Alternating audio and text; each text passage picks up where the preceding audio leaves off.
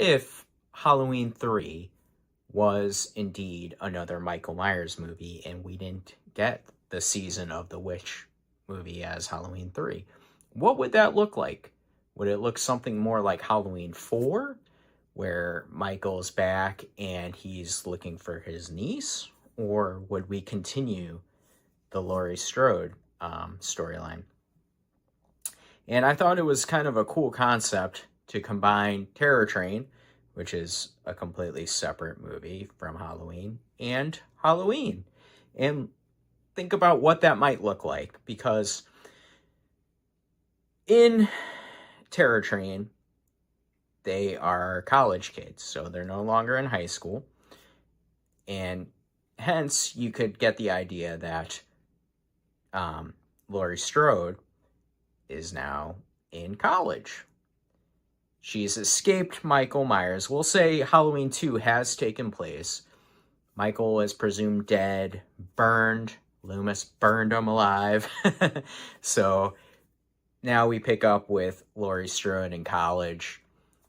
And famously also in the Terror Train movie, at the beginning, there's a prank that's gone wrong. I would cut all that out. We don't need that. We could do something like maybe a prank is played on Laurie Strode now. And the people who do the prank to her don't realize the horrible stuff she's experienced with Halloween and Michael Myers and things like that. So what we could have is a flash forward scene of like she's pranked by these guys and in a fraternity or whatever you want to do, and it's goes wrong. Like she's, in a state of shock, and we see like mentally she's still not well after what's happened to her. Then we get the scenes where she goes on the train, like maybe it's a graduation party or New Year's party, whatever have you. You could do a New Year's party kind of like that's set up in Terror Train and everything.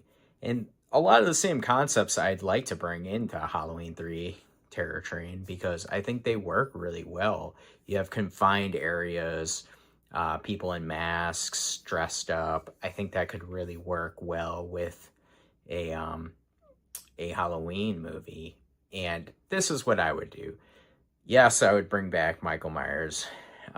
You could bring him back similarly to how you brought him back in 4.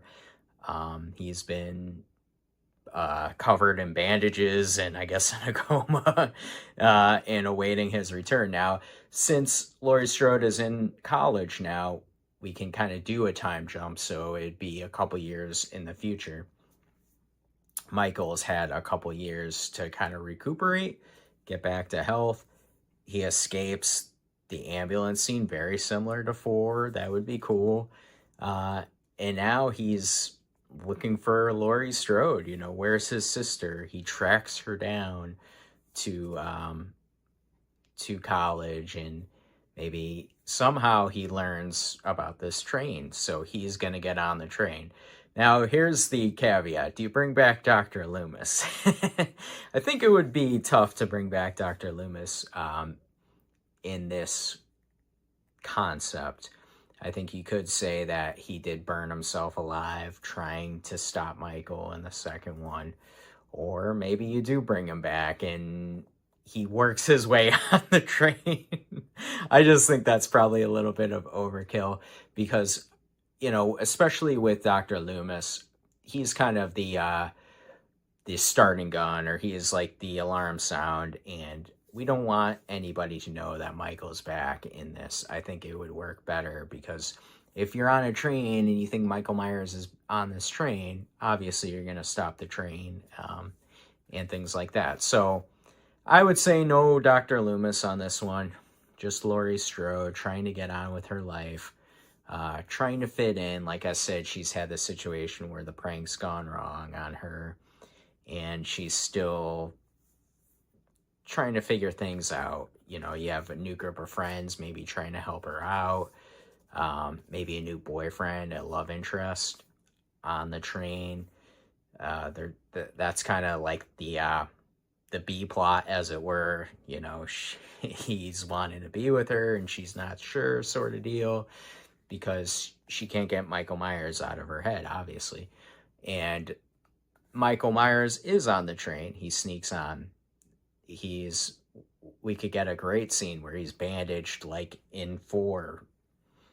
Instead of going to the garage, he's bandaged and he takes out a janitor on the train, or even another patron on the train that is dressed up, because we do want this to be a costume party like in Terror Train. I think that would work really well.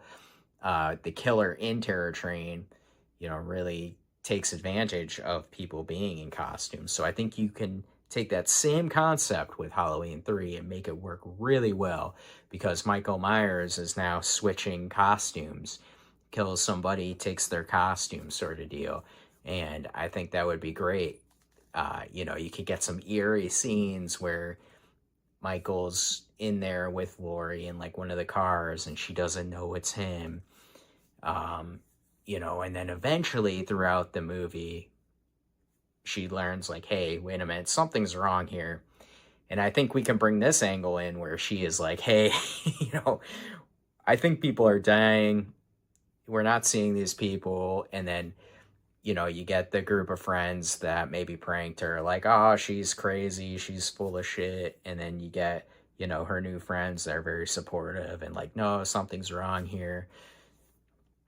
And then you get the ultimate showdown at the end, right? Where Michael's gone and he's killed a bunch of people, a bunch of her friends. You can get different ways. I think being in an intimate setting like a train would lead to so many cool kills. I think with Michael, you can get strangulations, you can get knife, obviously, but you can get a lot of the cool tension scenes where, as the audience, we're not sure, like, is this Michael Myers underneath his costume? Because he doesn't have his mask or anything like that. He's borrowing costumes from other kids and party goers, so we're unsure. With a party, the costume party, you can get, perfect slasher tropes with, kids going off to have sex. Michael's there, boom. You can get just, I think, a cool concept of Michael in a different situation from Haddonfield, or a different environment. And it's scarier because like I said, it's more intimate. We're on a train can't stop. Maybe, Laurie discovers the engineers are dead and they're on this train nonstop. Like, what are they going to do? And maybe it's just her and Michael surviving at the end, and we have the ultimate showdown. It would be a cool shot, I think, if at the end he dons like a white mask, the Michael Myers mask. Where does he get it?